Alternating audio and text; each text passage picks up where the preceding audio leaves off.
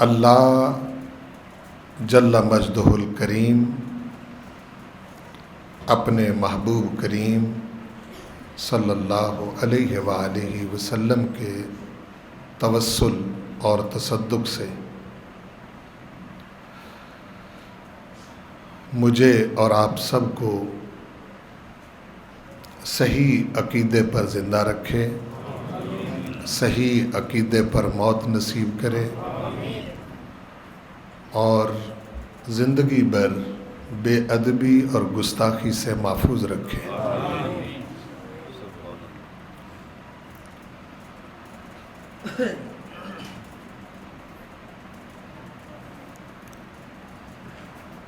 اس مسجد کی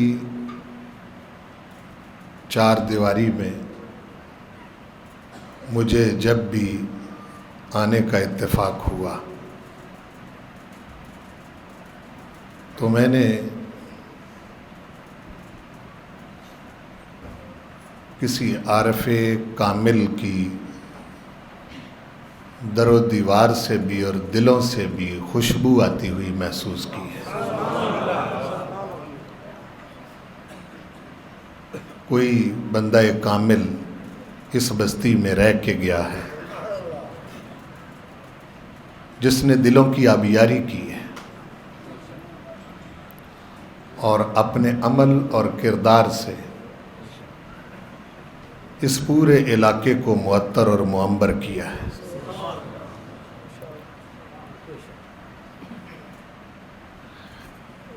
یہ مچلتے دل جو ذکر الہی کے ذاکر بھی ہیں اور حضور کریم صلی اللہ علیہ وسلم کی محبت سے سرشار بھی ہیں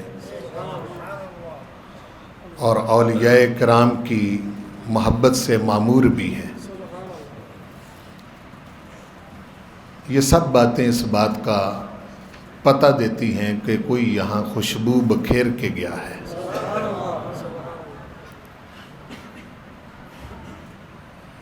بعض جگہوں پر جس طرح قبلہ حضرت صاحب فرما رہے تھے کہ بارود لے کر لوگ بیٹھے ہوئے، لیکن یہاں جو بیٹھا ہے وہ درود لے کر بیٹھا ہوا ہے۔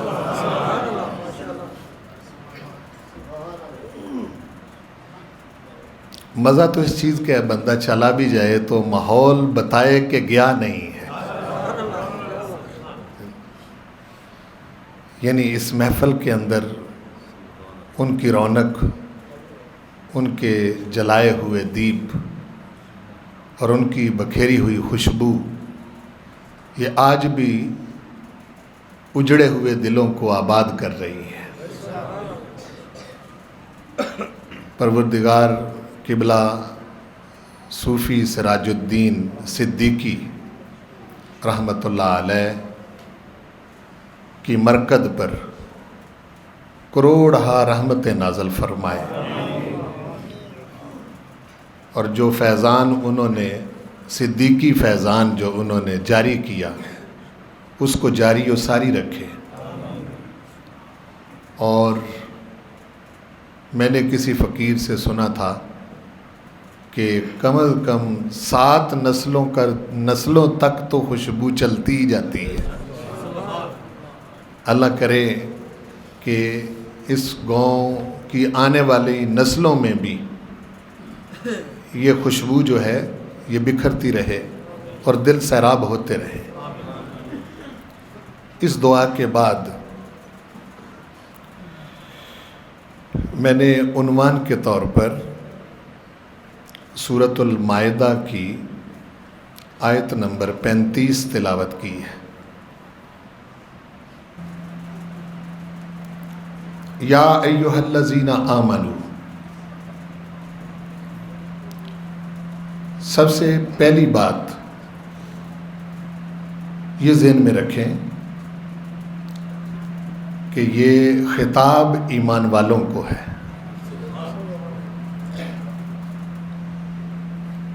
اور آمنو کا عام طور پر جو لوگ ترجمہ کرتے ہیں اس سے مفہوم اتنا واضح نہیں ہوتا، جب ہم کہتے ہیں یا ایھا الذین آمنو، اے ایمان والو، تو اس سے اتنا پتہ نہیں چلتا کہ بات ہو کیا رہی ہے۔ اگر تھوڑا سا اس کو یوں کر لیا جائے، بات وہی ہوگی، یا ایھا الذین آمنو، اے میرے محبوب کو مان لینے والوں۔ اب اس میں بہت کچھ آ گیا ہے، چونکہ بعض اوقات ایسا ہوتا ہے کہ یا ایھا الذین آمنو، اے ایمان والو جب کہا جاتا ہے تو اس میں بعض اوقات سننے والوں کا ذہن اس بات کی طرف راغب نہیں ہوتا کہ معنی کس کو ہے، معنی کس کو ہے۔ بعض اوقات انسان کا ذہن اس طرف چلا جاتا ہے کہ اللہ کو مان لیا تو بس یہ ایمان والا ہو گیا، حالانکہ صرف اللہ کو ماننے سے ایمان والا نہیں بنتا۔ کسی نے سمجھ لیا کہ آخرت کو مان لیا تو ایمان والا ہو گیا، کسی نے سمجھ لیا کہ اچھی بری تقدیر کو مان لیا تو ایمان والا ہو گیا، سابقہ نبیوں کو مان لیا تو ایمان والا ہو گیا، کتابوں کو مان لیا تو ایمان والا ہو گیا۔ نہیں، ان تمام ایمانوں کی جان جو کلمہ ہے وہ یہ ہے کہ اللہ پر ایمان، رسولوں پر ایمان، کتابوں پر ایمان، یوم آخرت پر ایمان، اچھی اور بری تقدیر پر ایمان تب قابل قبول ہے جب اس کے پیچھے محبوب کریم پر ایمان قبول ہوا کی جائے۔ اور اگر حضور پر ایمان نہیں تو پھر اللہ پر ایمان قابل قبول نہیں ہے۔ ویسے تو آپ اللہ کو پا سکتے ہیں، بڑے سارے ذرائع ہیں، اللہ تعالیٰ نے آپ کو عقل دی ہے، بار بار وہ کہتا ہے قرآن مجید میں افلا تتفکرون، تم غور و فکر نہیں کرتے، افلا تاقلون، تم اپنی عقل کو استعمال نہیں کرتے، افلا یتدبرون، کیا تم تدبر نہیں کرتے، یتدبرون القرآن۔ بہت ساری جگہوں پر اس نے عقل کو استعمال کرنے کا حکم دیا ہے کہ کرو استعمال، میں نے تمہیں دی ہے عقل۔ عقل جو ہے یہ تمہیں کسی نہ کسی نتیجے پر پہنچائے گی، لیکن عقل تمہیں اس نتیجے پر پہنچائے گی جو عقل کے دائرے میں آئے گا۔ بعض باتیں ایسی ہوں گی کہ جو عقل کے دائرے میں آنے والی نہیں۔ عقل ہمیشہ حواس کے گھوڑے پر سوار ہو کر سفر کرتی، اس کے پروردگار نے 5 گیٹ رکھے ہیں جہاں سے چیزیں جو ہیں وہ دماغ ریسیو کرتا ہے۔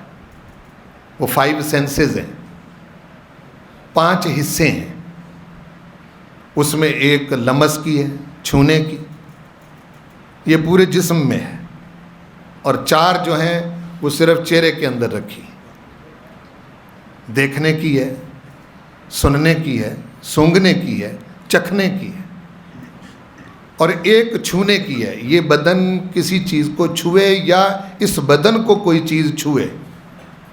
دونوں صورتوں میں یہاں سے نالج جو کچھ یہ 5 گیٹوں سے جاتا ہے یہ دماغ کے اندر جا کے منظم ہوتا ہے، عقل اس کو ترتیب دیتی جس کو علم کہتے ہیں۔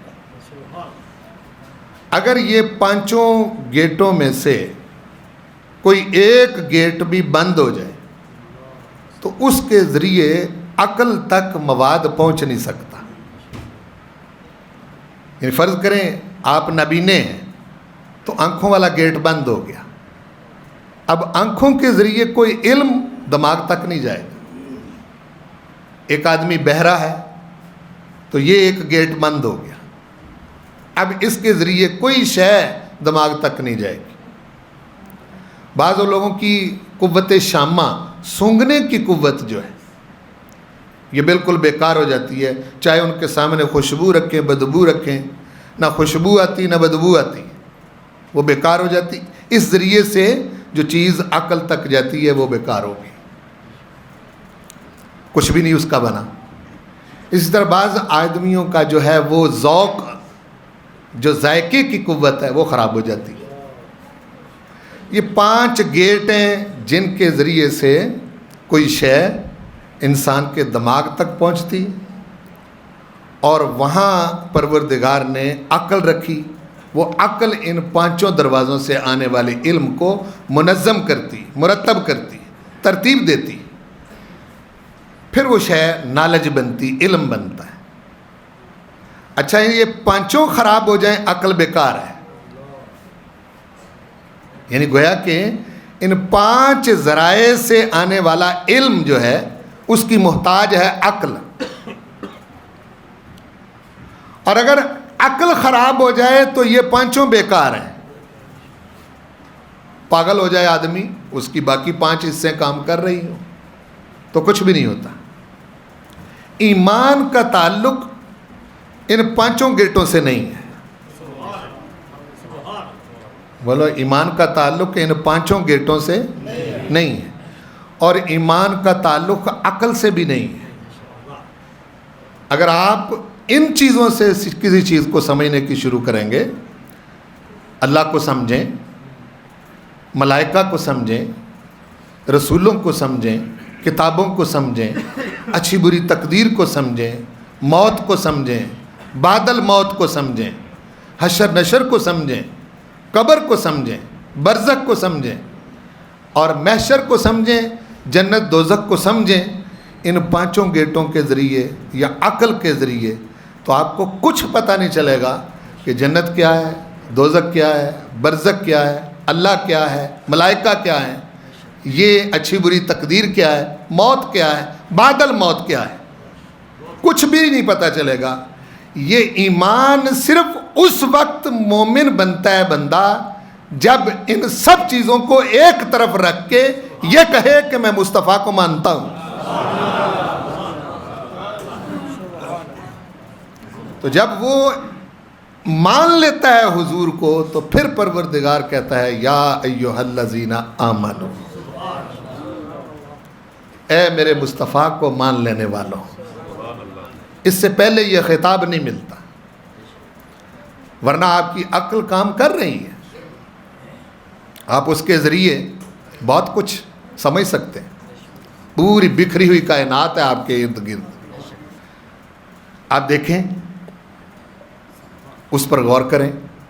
ایک ایک شے آپ کو ہونے کا پتہ دے گی, سمجھائے گی.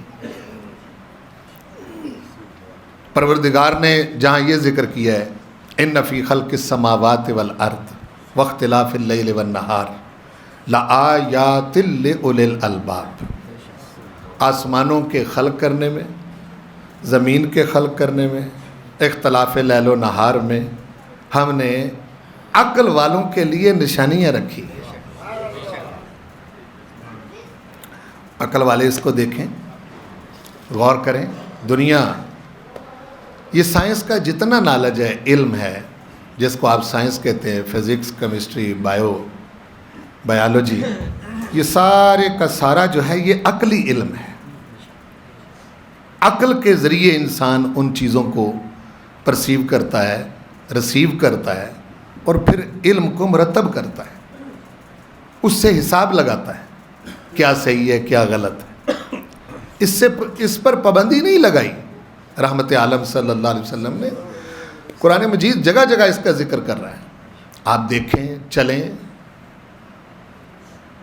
سوچیں, سنیں, چکھیں, سونگیں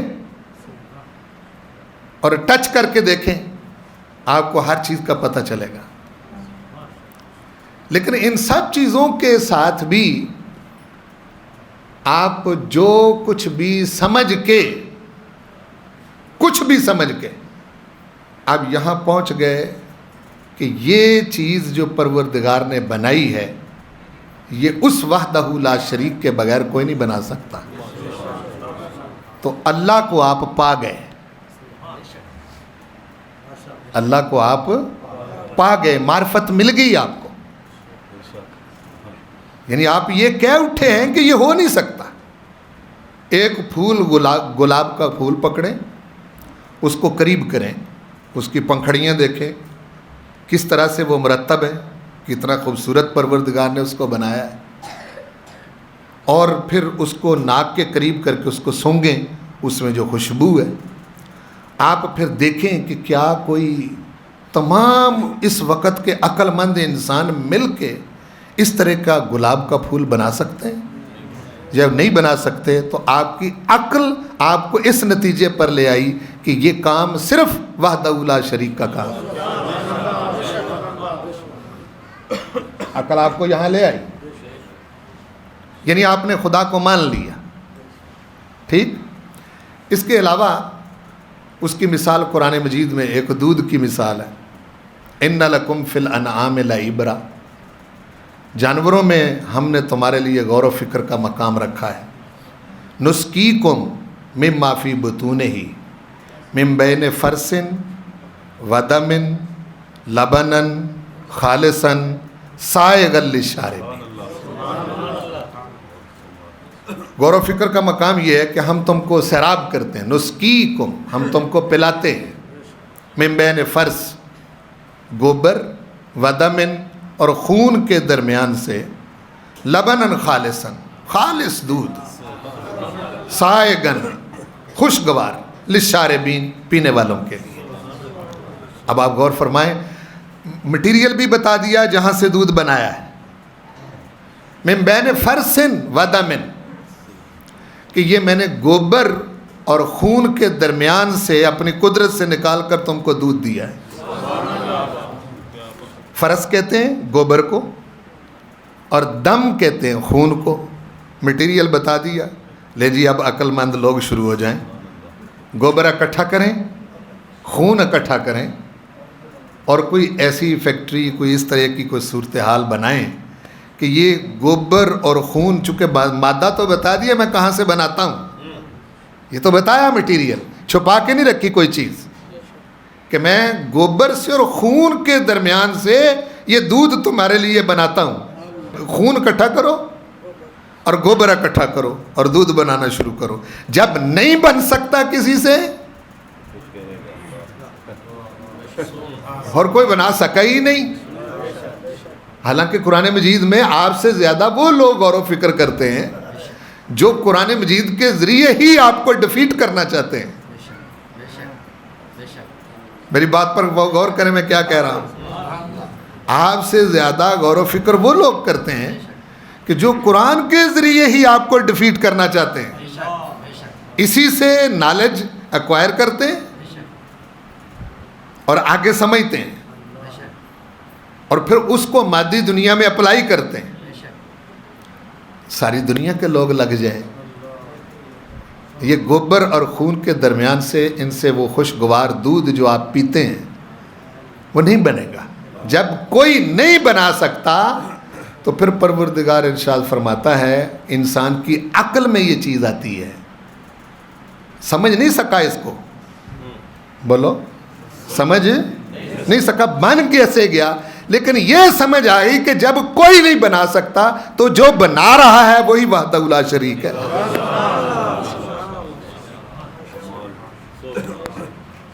کیوں جی؟ جب کسی سے نہیں بن رہا تو کوئی تو ہے نا جو بنا رہا ہے, وہی خدا ہے. اور انسان عقلی طور پر, یعنی اپنی عقل کے نتیجے میں سرنڈر کر کے یہاں تک پہنچ گیا کہ میں وحدہ لا شریک کو مانتا ہوں. یہاں تک پہنچ جاتا ہے عقل کے ذریعے. جب کچھ نہیں ہو سکتا تو پھر یہاں اس کو آنا پڑتا ہے. قرآن مجید کا چیلنج بھی اسی لیے دیا ہے, وَإِن كُنتُمْ فِي رَيْبٍ مِّمَّا نَزَّلْنَا عَلَىٰ عَبْدِنَا فَأْتُوا بِسُورَةٍ مِّن مِّثْلِهِ وَادْعُوا شُهَدَاءَكُم مِّن دُونِ اللَّهِ إِن كُنتُمْ صَادِقِينَ فَإِن لَّمْ تَفْعَلُوا وَلَن تَفْعَلُوا فَاتَّقُوا النَّارَ الَّتِي وَقُودُهَا النَّاسُ وَالْحِجَارَةُ أُعِدَّتْ لِلْكَافِرِينَ. فرمایا میرے بنانے میں اور تمہارے بنانے میں فرق بڑا ہے. تم جو بناتے ہو وہ کوئی بنا سکتا ہے, جو میں بناتا ہوں وہ کوئی نہیں بنا سکتا. ایسا ہی ہے بھائی. ایک شخص نے ہوائی جہاز بنایا, دوسرا آیا اس نے اس سے اچھا بنا لیا, تیسرا آیا اس نے اس سے بہتر بنا لیا, چوتھا آیا اس نے اس سے بھی بہتر بنا لیا. ہوائی جہاز بنا سکتا ہے, مکھی نہیں بنا سکتا, مچھر نہیں بنا سکتا. کیوں؟ مکھی کیوں نہیں بنتی؟ بنا سکتا ہے کوئی جی؟ مچھر بنا سکتا ہے کوئی؟ نہیں بنا سکتا. حالانکہ یہ ہوائی جہاز سے تو بہت چھوٹی چیز ہے. ہوائی جہاز تو بہت بڑا ہے, 500 مسافروں کو لے کے اڑ جاتا ہے. ہیں جی؟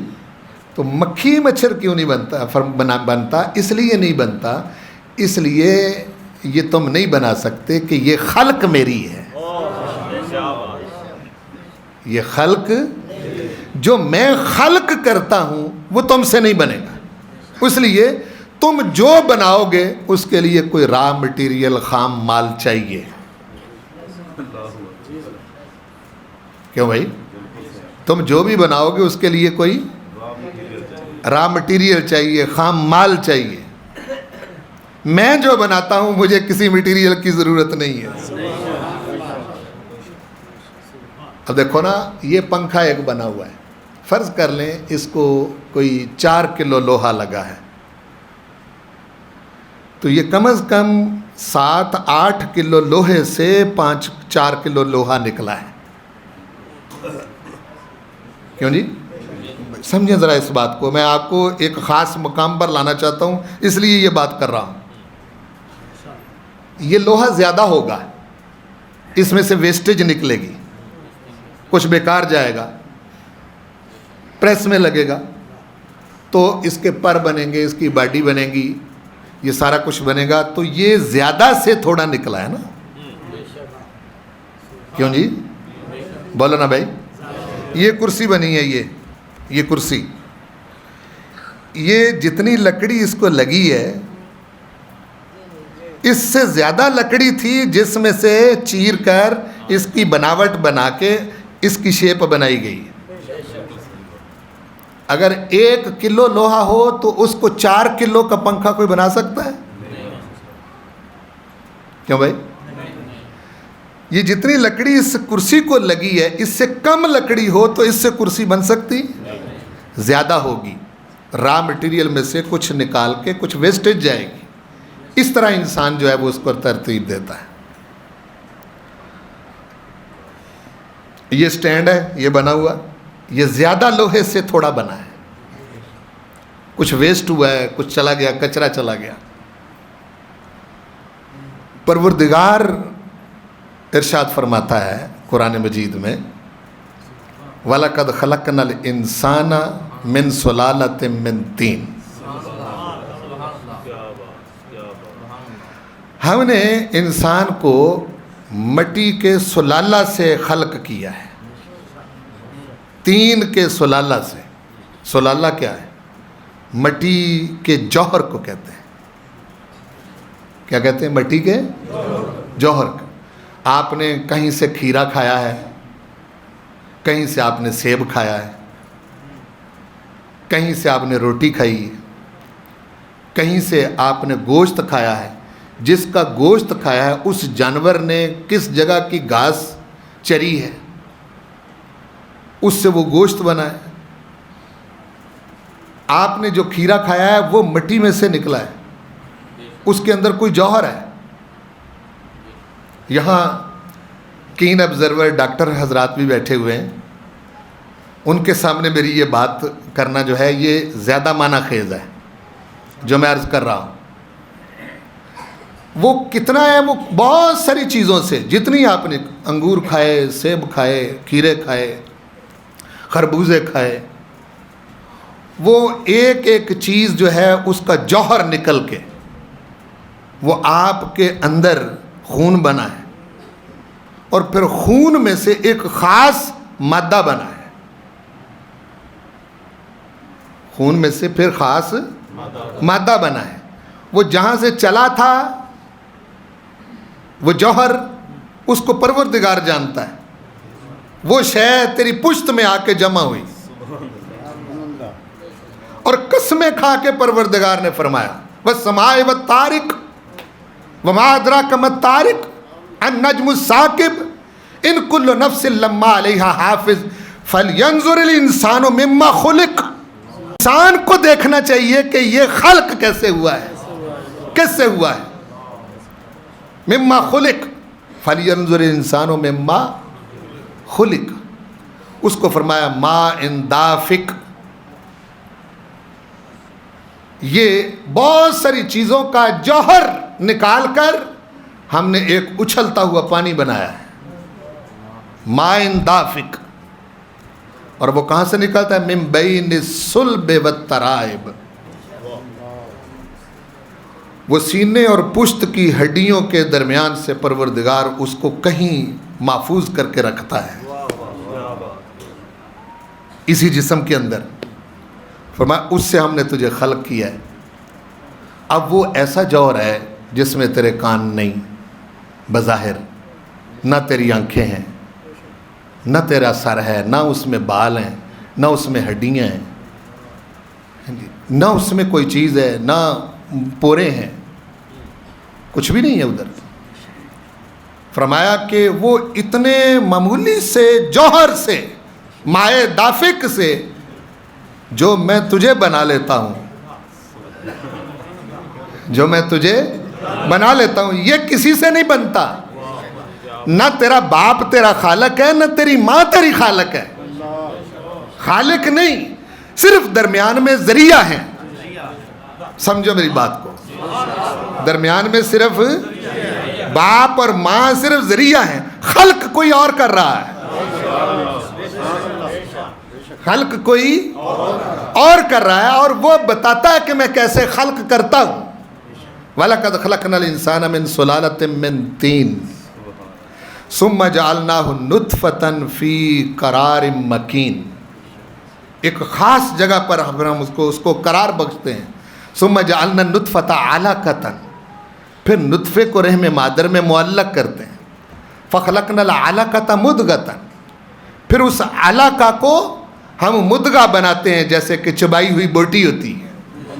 فَخَلَقْنَا الْمُدْغَةَ عِظَامًا, پھر ہم سر سے لے کے پاؤں تک تیری چھوٹی بڑی ہڈیاں 360 جو ہیں ان کو ترتیب دیتے ہیں.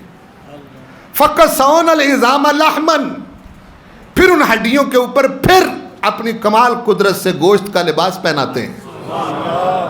ثُمَّ أَنشَأْنَاهُ خَلْقًا آخر, اور پھر اس خلق میں, جس خلق میں تو خود کو دیکھتا ہے اور کہتا ہے میں بھی اور کوئی اور بھی, ہیں جی, قد داور شیشوں کے سامنے اپنے چہرہ دیکھتا ہے, پھر پیچھے بھی شیشے لگا کے اپنا پیچھا دیکھتا ہے, دائیں شیشے لگا کے دایاں دیکھتا ہے, بائیں شیشے لگا کے اپنی بائیں طرف دیکھتا ہے, اور پھر تو کہتا ہے واہ کیا بات ہے میری.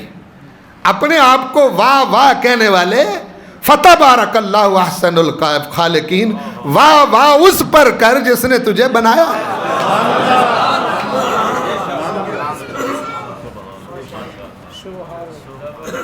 واہ واہ اس پر کر جس نے تجھے بنایا ہے, جس نے تجھے خلق کیا ہے.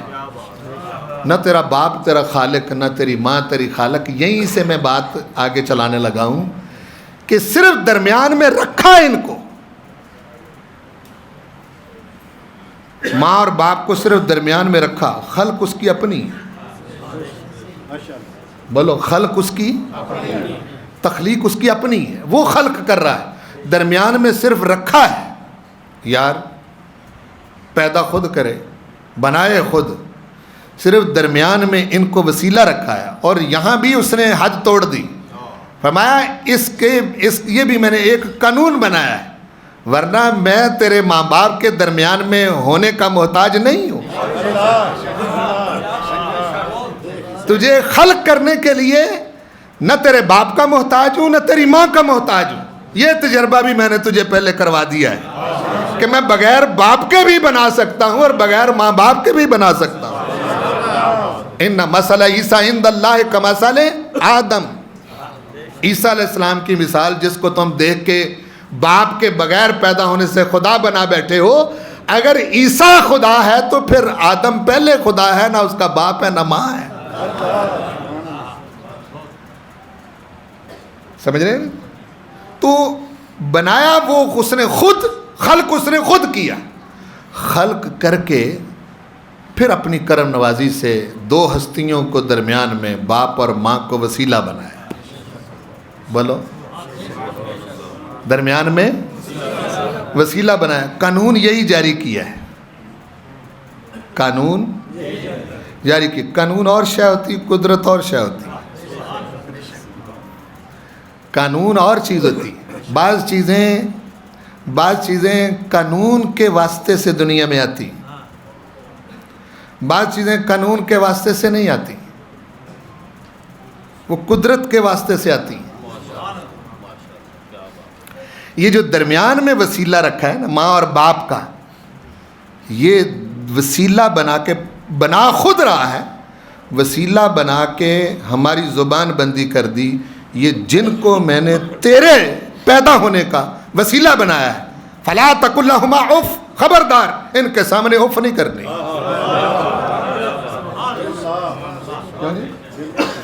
کہا نہیں؟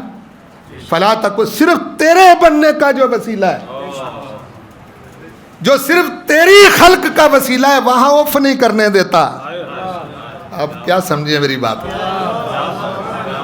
جو صرف تیرے پیدا ہونے کا وسیلہ ہے وہاں اف نہیں کرنے دیتا، جو ساری کائنات کا وسیلہ ہے.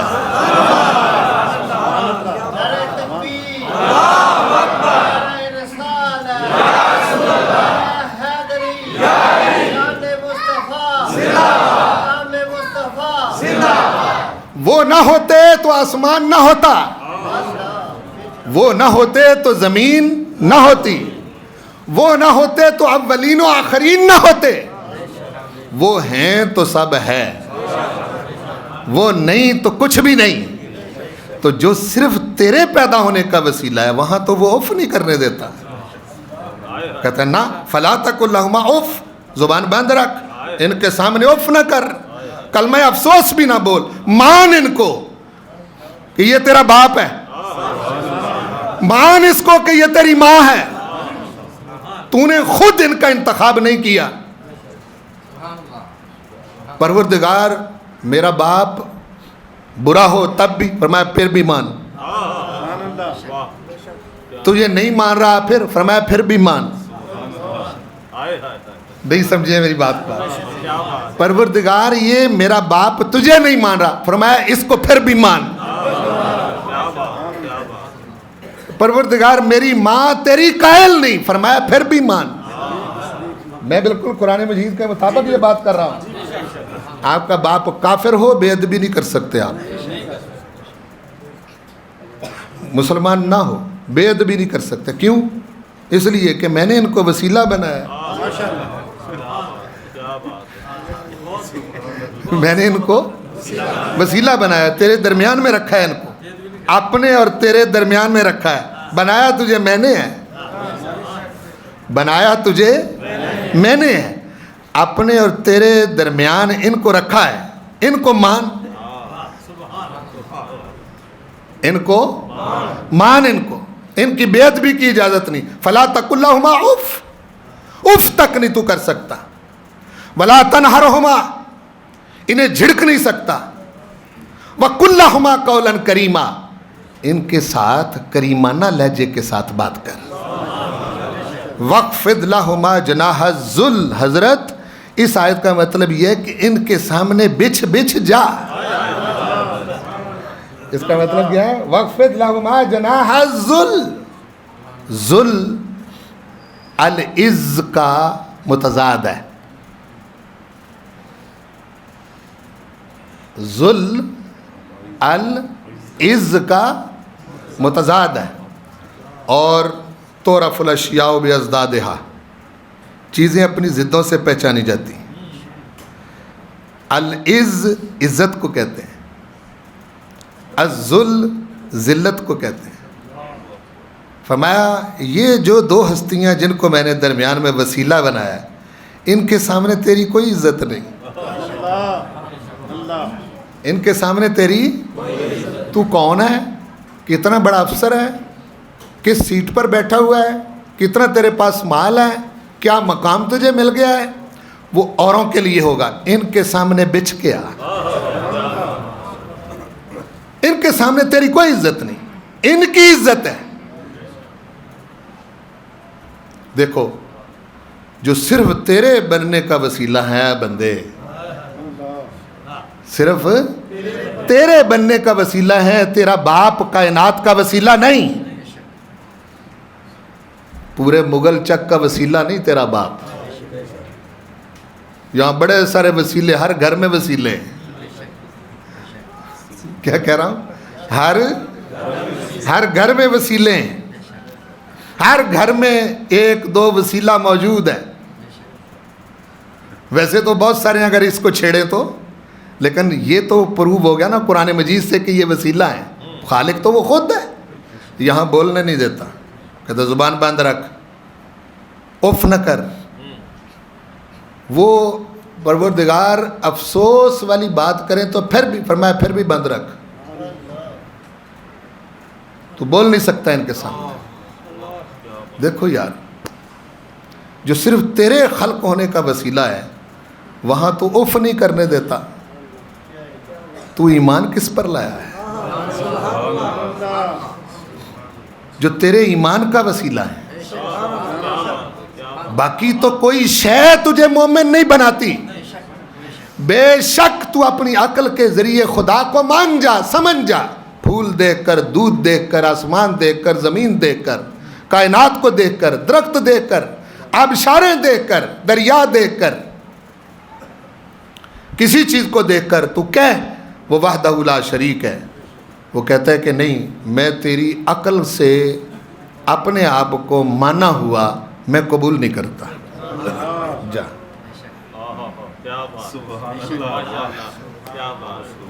میں اس کو قبول نہیں کرتا. تجھے سمجھ آ گئی؟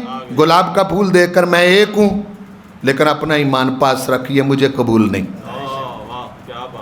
تجھے سمجھ آ گئی؟ دودھ دیکھ کر کے میں ہی بنا سکتا ہوں, لیکن یہ ایمان مجھے قبول نہیں.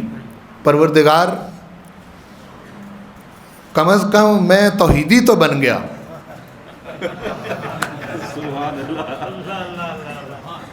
کم از کم میں میری اس بات کو پائیں ذرا, میں نے کیا کہہ رہا ہوں. کم از کم میں توحیدی تو بن گیا ہوں, پر میں اپنی توحید پاس رکھ. یہ توحید قبول نہیں. ہم نے پورے قرآن میں یا ایھا الذین وحدوا, او توحیدیو, او مجھے ایک ماننے والو, ایک بار بھی نہیں کہا. یہاں حافظ قرآن لوگ موجود ہیں, علماء موجود. یا ایھا الذین وحدوا کا لفظ ہے, او توحیدیو, او مجھے ایک ماننے والو, ایک بار بھی نہیں. کئی بار ہے یا ایھا الذین آمنوا, کئی بار ہے یا ایھا الذین آمنوا. یہ کون ہے؟ یہ یا ایھا الذین آمنوا کون ہے؟ وہ تو توحیدی ہیں, ان کی تو توحید قبول نہیں ہوئی, مان نہیں رہا اس کو. وہ کہتا کہ نہیں, تمہاری توحید اپنے پاس رکھو, ہمیں نہیں چاہیے. ہاں اگر تم مجھے ایک مانو میرے مصطفیٰ کو مان کر, تو پھر میں تمہیں توحیدی نہیں کہتا, پھر تمہیں کہتا ہوں یا ایھا الذین آمنوا.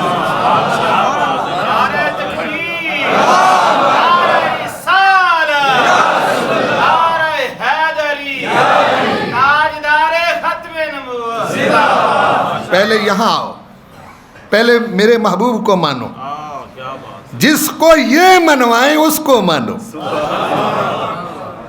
جس کو یہ منوائیں اس کو مانو. میرے محبوب سے الگ ہو کر مجھے ماننے والے دنیا میں ہیں نہیں ہے؟ بولو بھائی, وہ یا ایھا الذین آمنوا ہے؟ نہیں ہے. یا ایھا الذین آمنوا کون ہے؟ یہ صرف اور صرف غلامان مصطفیٰ ہے. اس کے سوا اس کا دیکھو نا, اب صرف وہ ترجمہ پکڑ کر اے ایمان والو, اے ایمان والو, اس سے کیا پتہ چلتا ہے بھئی ایمان والا کون ہے؟ تو دیکھو تو صحیح, یا ایھا الذین آمنوا کہاں کن کو گیا ہے؟ اب آئیے, آمنوا, میں بات تو آگے چلانا چاہتا تھا لیکن بات شاید یہیں ختم ہو جائے. ہاں جی, یا ایھا الذین آمنو والے جو حضور کے سامنے تھے. بھائی کوئی ایک طبقہ ایسا بھی ہے نا جو حضور پر ایمان لائے تو وہ حضور کے سامنے تھے، حضور کے صحابہ ہیں. ان کے بارے میں قرآن مجید سے پوچھ لیں کہ وہ کس طرح کا ایمان والے تھے. ان کے ایمان کو قرآن نے معیار بنایا ہے. پہلا پارہ آخری رکوع فَإِنْ آمَنُوا بِمِثْلِ مَا آمَنْتُمْ بِهِ فَقَدِ اهْتَدَوْا. اگر باقی لوگ دنیا کے ایمان لائیں بِمِثْلِ مَا آمَنْتُمْ، جس طرح کا ایمان اے میرے محبوب کے صحابہ تم لائے. باقی دنیا اگر ایمان لائے اس طرح سے جس طرح کا اے میرے حبیب کے صحابہ تم ایمان لائے ہو، فَقَدْ اهْتَدَوْا، تو پھر ہدایت پائیں گے. وَإِن تَوَلَّوْا، اور اگر اس طرح کا ایمان نہ لائے، آئیں بائیں شائع کرتے رہے، پہلے تجھے نہ مانا محبوب اور ڈائریکٹ ہی ہو گئے، اور ڈائریکٹ ہی ہو گئے. میں نے تو ان کو دی کوئی شے نہیں کسی واسطے کے بغیر. تو یہ کیسے کراس کر کے آ گئے اور کدھر سے آئے؟ کون سا رستہ ہے ان کے پاس؟ کہتے ہیں جی نماز آپ کے ابا جی نے سکھائی ہے. نماز کس نے سکھائی ہے؟ وہ بھی تو واسطہ ہے. زکوٰۃ کس نے سکھائی ہے؟ وہ بھی تو واسطہ ہے. حج کس نے سکھایا؟ وہ بھی تو واسطہ ہے. کون سا حج، کون سی نماز، کون سی زکوٰۃ، کون سا روزہ اگر درمیان میں مصطفیٰ نہ ہو؟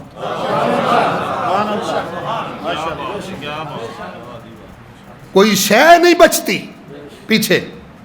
آپ کے پاس کوئی اور ہے ہی نہیں کوئی سلسلہ کہ آپ کس طرح سے. قرآن تو صرف اتنا کہتا ہے صلی، نماز پڑھو.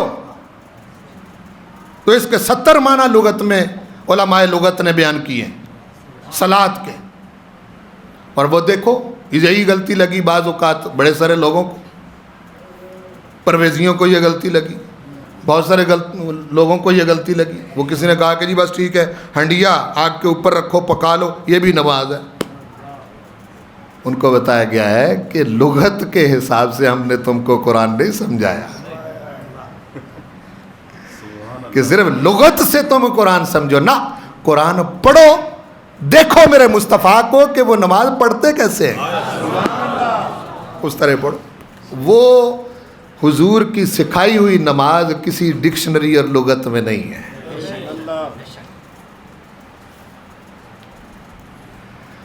تو فرمایا یا ایھا الذین آمنو. آمنو کا جو خطاب ہے یہ ان کو ہے جو حضور علیہ السلام کی غلامی میں آ جائیں. یہ ایسے بندے کے لیے کوئی خطاب نہیں جو صرف اللہ کو مانتا ہو یا صرف توحیدی ہو. وہ اس کو یہ خطاب ہی نہیں ہے، وہ شروع ہی نہیں ہوتا سلسلہ. تو صحابہ معیار بنے. صحابہ اب وہ کس طرح کا ایمان تھا ان کا ایمان کس طرح کا تھا؟ وَإِذَا قِيلَ لَهُمْ آمِنُوا كَمَا آمَنَ النَّاسُ قَالُوا أَنُؤْمِنُ كَمَا آمَنَ السُّفَهَاءُ.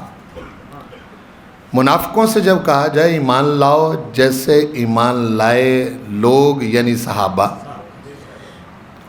تو یہ منافق کہتے ہیں أَنُؤْمِنُ كَمَا آمَنَ السُّفَهَاءُ، کیا ہم اس طرح کا ایمان لے آئیں جس طرح کا یہ بے وقوف ایمان لائے؟ منافقوں نے صحابہ کو بے وقوف کہا. لیکن ٹھہریے، اللہ نے جواب میں ان کو بے وقوف کہہ دیا. وہ میں پہلے سنا دیتا ہوں تاکہ بات مکمل. الا انہم هم السفہاء ولکن لا یعلمون. اور سنو، یہ جو تم میرے محبوب کے صحابہ کو بے وقوف کہہ رہے ہو، بے وقوف یہ نہیں، بے وقوف تم ہو. تمہیں پتہ نہیں ہے محبوب کون ہے. ولکن لا یعلمون کا یہ مطلب ہے تمہیں معلوم نہیں کہ حضور کون ہے. اس کا پتہ، اس سے پتہ چلتا ہے حضرت کہ صحابہ کے ایمان میں کوئی ایسی شے تھی، صحابہ کے ایمان میں کوئی ایسی شے ضرور تھی جو عقل مندوں کی سمجھ میں نہیں آتی تھی۔ ہائے ہائے، نہیں سمجھے میری بات کو آپ؟ ابھی آپ نے پایا نہیں ہے میں کیا کہہ گیا، ابھی آپ کا دماغ وہاں نہیں پہنچا۔ صحابہ کے ایمان میں کوئی شے ایسی ضرور تھی کہ منافق ان کو بیوقوف کہتے تھے۔ نہیں سمجھے؟ ابھی بھی توجہ ہے میری طرف؟ میں آتا ہوں اس بات کی طرف، سمجھا کے پھر چھوڑوں گا۔ صحابہ کے ایمان میں کوئی شے ایسی تھی کہ جس کو منافق بیوقوف کہتے تھے، سوچتے سمجھتے ہے کچھ نہیں، بس مان لیتے ہیں۔ نہیں سمجھے بھائی؟ یہ ایمان، یہ جو صحابہ سوچتے سمجھتے ہے کچھ نہیں، بس کہتے ہیں یا رسول اللہ جو آپ نے کہا ٹھیک ہے۔ بھائی اب ان منافقوں کو عقل کے ذریعے تو خدا سمجھ نہیں آ سکتا، یعنی گویا کہ کوئی شے صحابہ کے ایمان میں ضرور تھی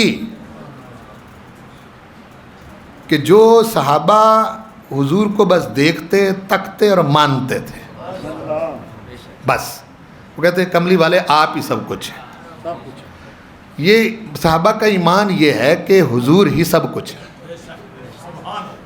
بولو۔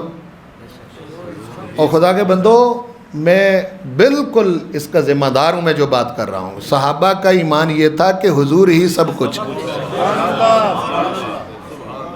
میں بالکل کچی بات نہیں کر رہا، یہ میں اگلی دلیل دوں گا، کوئی میری دلیل توڑ کے دکھائے کہ صحابہ کا یہ ایمان تھا کہ سب کچھ حضور ہے، ہمیں کوئی پتہ نہیں اللہ کا، ہم اس اللہ کو جانتے ہیں یا رسول اللہ جو آپ بتاتے ہیں، ہمیں کوئی پتہ نہیں روز محشر کا، ہمیں اس کا پتہ ہے جو یا رسول اللہ آپ بتاتے ہیں، ہمیں کوئی پتہ نہیں قبر کا، یا رسول اللہ ہم اس جانتے ہیں جس قبر کا پتہ آپ بتاتے ہیں، ہم نے فرشتے دیکھے ہی نہیں، آپ کہتے ہیں کہ تمہارے ساتھ 2 فرشتے رہتے ہیں، 60 سال عمر بیت جاتی ہے، پتہ ہمیں چلتا نہیں، فرشتہ نہ ہم نے دیکھا نہ ہمیں پتہ، آپ کہتے ہیں تو ٹھیک ہے یا رسول اللہ ہمارے ساتھ فرشتے ہوں گے۔ یہ ایمان ہے، بولو یہ ایمان ہے۔ سمجھے اس بات کو؟ آپ کہہ رہے ہیں کہ 2 فرشتے ہیں آپ کے پاس نیکیاں بدیاں لکھنے والے، ملاقات ہوئی کبھی؟ وہ کسی کی ہوئی کو نہیں؟ کیوں مانتے ہیں؟ آقا آپ کہتے ہیں کہ ہیں تو ٹھیک ہے ہیں، بس چلتے جائیں۔ آپ ایمان کو، ایمانیات کو دیکھتے جائیں اور پڑھتے جائیں، ہر ایمان کے پیچھے حضور کھڑے ہیں، اگر حضور نہیں تو ایمان نہیں، اگر سرکار نہیں تو ایمان نہیں۔ اس لیے صحابہ کا ایمان جس طرح کا تھا وہ یہ تھا کہ بس سب کچھ یا رسول اللہ آپ ہیں۔ بولو۔ اور بعض اوقات عاشق لوگ اس کو یہی کہہ دیتے ہیں، میری نماز بھی تو، میرا روزہ بھی تو، میرا حج بھی تو، میری زکوٰۃ بھی تو، میرا قبلہ بھی تو، میرا کعبہ بھی تو، میرا سب کچھ تو، میرا دین تو، میرا ایمان تو، میرا اسلام تو، میرا سب کچھ تو۔ یہ صحابہ کا ایمان ہے۔ اب بتاؤ صحابہ والا ایمان قبول ہے یا بعد والا؟ اس کی میں ایک مثال دے کے اپنی گفتگو کو سمیٹتا ہوں کہ صحابہ کا ایمان تھا کہ حضور سب کچھ ہے۔ بولو، حضور سب کچھ حضور ہے۔ یہ خاص پوائنٹ ہے اور تحفہ ہے آج کی محفل کا، ذہن میں رکھنا ہے۔ یہ پکا ہو گیا تو مرنے تک عقیدہ پکا ہو جائے گا۔ دیکھو، حضور علیہ الصلوۃ والسلام مکے میں جب نماز پڑھتے تو بیت اللہ شریف کی اس سمت میں حضور کھڑے ہوتے جہاں بیت اللہ شریف اور بیت المقدس دونوں ایک سمت میں ہوتے تھے۔ جب آپ وہاں نماز کی ادائیگی کرتے تو کعبے کے اس طرف کھڑے ہوتے کہ جہاں کعبہ بھی سامنے ہو اور بیت المقدس بھی سامنے. ہجرت کر کے سرکار مدینے آ گئے. 17 ماہ تک ابھی وہی قبلہ تھا بیت المقدس. یہ حرم والا قبلہ جو ہے بیت الحرام والا, یہ تو ابھی قبلہ بنا نہیں ہے. اب نماز اس کی طرف پڑھنی. اب صورتحال یہ بن گئی کہ اگر بیت المقدس کی طرف منہ کریں تو پھر بیت اللہ شریف کو پشت ہوتی. مدینہ شریف میں جو لوگ گئے وہ جانتے ہیں کہ جنوب کی طرف بیت اللہ شریف ہے اور شمال کی طرف بیت المقدس ہے. سمجھ رہے ہیں؟ مسجد نبوی شریف کا جو محراب ہے, جدھر امام کھڑا ہو کے نماز پڑھتا ہے, جدھر آپ پڑھتے ہیں, یہ بطرف جنوب ہے, اور بیت المقدس بطرف شمال ہے, بالکل مخالف سمت پر ہے. یعنی اگر بیت الحرام کو منہ کریں تو بیت المقدس کو پشت ہوتی, ادھر کو منہ کریں تو بیت الحرام کو پشت ہوتی. ابھی تک حکم دوسرا نہیں آیا تو حضور کریم صلی اللہ علیہ وآلہ وسلم نے اپنے غلاموں کو یہی کہا کہ بھئی بیت المقدس کی طرف منہ کر کے نماز پڑھو. اب یہ قبلہ ہے, اسی لیے اس کو قبلہ اول کہتے ہیں, وہ پہلا قبلہ ہے. اب بیت الحرام کی طرف پشت ہو رہی, اور یہ نماز 17 مہینوں تک پڑھی گئی. کتنے؟ 17 مہینے تک آدمی کافی عادت پک جاتی ہے. 1 سال 5 ماہ تک پڑھی گئی. ٹھیک. یہ محلہ جہاں مسجد قبلتین ہے, یہاں ایک صحابیہ بیمار ہو گئیں تو حضور علیہ السلام نے صحابہ سے کہا چلو بھئی اس کی خبر گیری کر کے آئیں. آپ اپنے صحابہ کے ساتھ وہاں آئے. عصر کی نماز کا وقت ہو گیا. مسجد تھی چھوٹی سی بنی ہوئی اور اس کا قبلہ شمال کی طرف تھا. قبلہ کدھر تھا؟ شمال کی طرف. جی, جو عمرہ حج کے لیے گئے ہیں وہ دیکھتے ہیں کہ گیٹ کے اوپر مصلی بنا ہوا ہے کہ ادھر پہلے قبلہ تھا. ٹھیک. وہاں پہنچ گئے, جماعت ہونے لگی. عین نماز کی حالت میں, عین چیک کرنا صحابہ کا ایمان, عین نماز کی حالت میں حضور کریم صلی اللہ علیہ وسلم اپنا چہرہ انور آسمان کی طرف اٹھاتے ہیں. نماز کی حالت میں, جس کی نشاندہی قرآن نے یہ کیا, قد نرا تقلب وجہک فی السماء.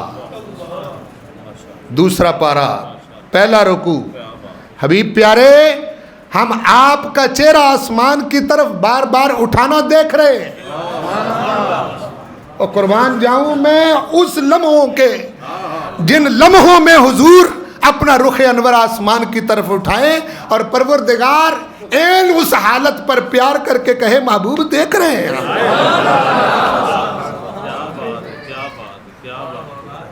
قد نرا تقلب وجہک فی السماء. آسمان کی طرف دیکھ رہے ہیں ہم.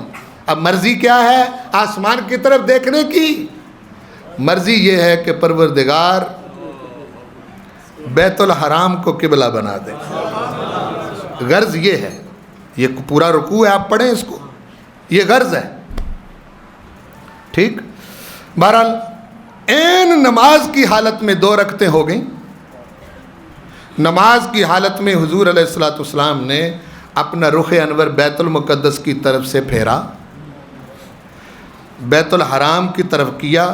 سمت بدل کے حضور آگے صحابہ میں سے گزر کے چلے گئے. صحابہ جہاں جہاں کھڑے تھے وہیں انہوں نے بیت المقدس کو چھوڑا اور حضور کے پیچھے پھر گئے. پتہ کسی کو نہیں ہوا کیا ہے. بھائی صاحبان معرفت, صاحبان علم, صاحبان عقل و شعور, سوچو, پہلے کوئی میٹنگ بھی نہیں ہوئی صحابہ سے, کوئی مشورہ نہیں ہوا, کوئی بات نہیں ہوئی. نماز کی حالت میں صورتحال تو یہ تھی کہ نماز ہو جاتی, بعد میں حضور بتاتے کہ بھئی آج سے قبلہ بدل گیا ہے.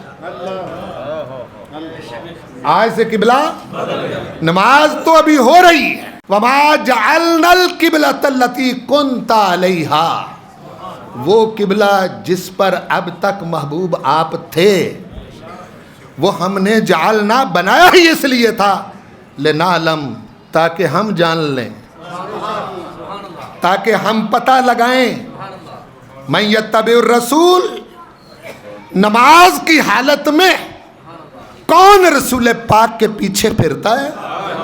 مَن يَتَّبِعُ الرَّسُولَ مِمَّن يَنْقَلِبُ عَلَىٰ عَقِبَيْهِ، کون قبلے پر اڑا رہتا ہے.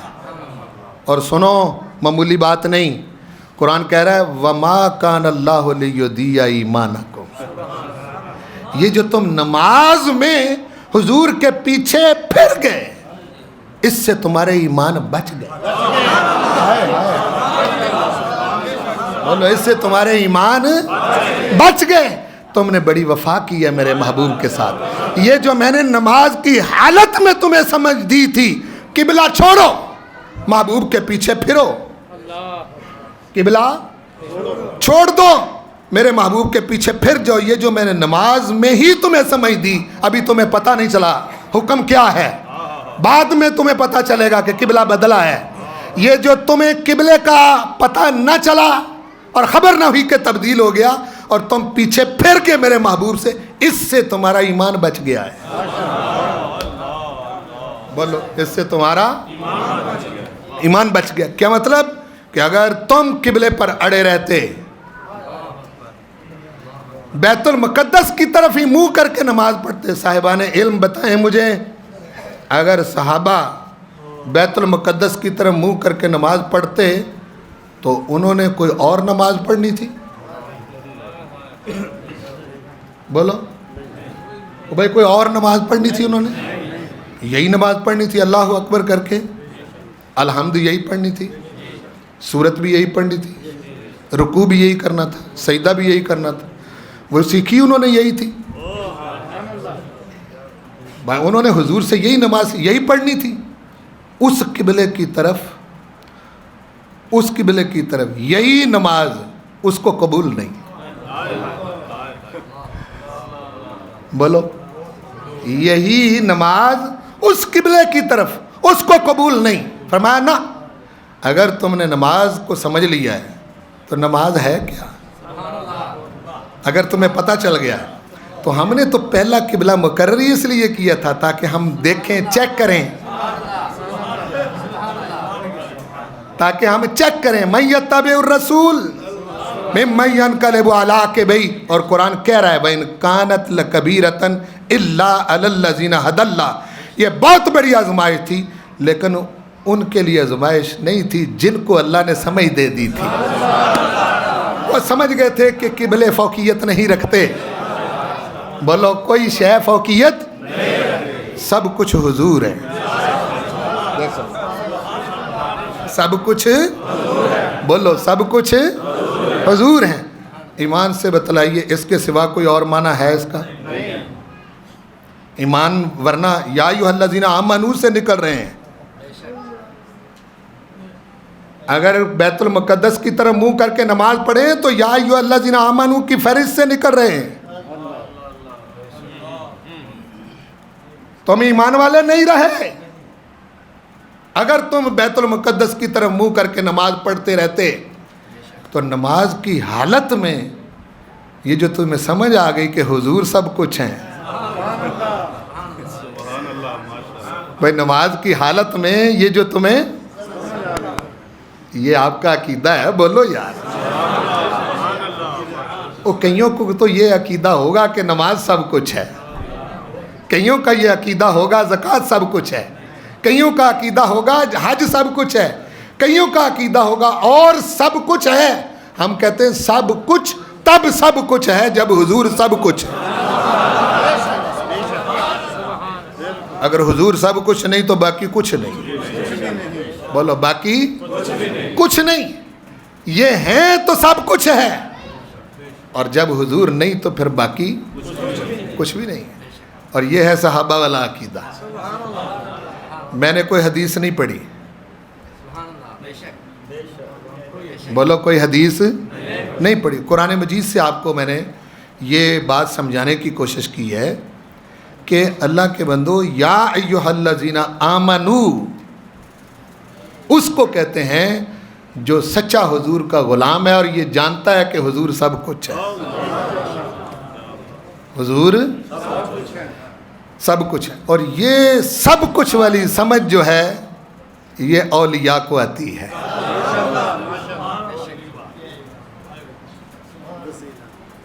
سمجھ آ گئی نا؟ یہ سب کچھ والی. باقی تو آئیں بائیں شائیں میں لگے رہتے ہیں. کوئی ادھر دوڑتا ہے, کوئی ادھر دوڑتا ہے, کوئی پھنسا ہوا ہے کسی چیز میں, کوئی پھنسا ہوا ہے کسی شے میں. یہ جو سرنڈر کر جاتا ہے کہتے ہیں یا رسول اللہ بس آپ ہیں, ہاں جی باقی میرا کیا ہے, باقی کچھ بھی نہیں ہے, میرے آقا آپ سب کچھ ہیں. یہی ولایت ہے. بولو یہی ولایت ہے اصل. جس کو اس میں شک پڑ گیا وہ گیا. وہ کوئی ولی شلی نہیں, وہ تو مومن بھی نہیں رہتا بابا. وہ تو مومن بھی نہیں رہتا, ایمان والا ہی نہیں رہتا, باقی کیا چیز ہے. سمجھیں؟ اب آپ نے دوسرا پارا اور پہلا رکوع جا کے پڑھنا ہے اور آیتوں کو دیکھنا کہ آیتوں میں ہے کیا, اور سورۃ البقرہ کا پہلا رکوع پڑھنا اور پہلے پارے کا آخری رکوع پڑھنا جس میں اللہ نے فرمایا کہ یہ میرے محبوب کے جو غلام صحابہ ہیں ان کا ایمان معیار ہے. اس طرح کا ایمان لاؤ گے تو ایمان والے بنو گے, باقی کوئی شے نہیں ہے. تو یہ آپ کی جو محفل کی خوشبو ہے, میں جب بھی یہاں آتا ہوں بڑی لذت محسوس کرتا ہوں. یہ جس طرح سے ذکر کرتے ہیں, جس طرح سے درود پاک پڑھتے ہیں, جس طرح کی یہ رونق لگی ہوئی ہے اس محفل میں, پروردگار صوفی صاحب کے اس فیضان کو جاری و ساری فرمائے اور آپ کے دلوں کو سیراب رکھے, اور اسی طرح حضور کی محبت میں آپ کے دل مچلتے اور اچھلتے رہیں. اسی محبت میں زندہ رکھے, اسی میں موت نصیب کرے, اور شک شبے سے پروردگار بچائے. بولو شک شبے سے پروردگار بچائے. جم کے رہو, حضور کے غلام بن کے رہو. حضور سب کچھ ہیں, کہو بولو بولو پھر بولو وما علیہ الا البلاغ.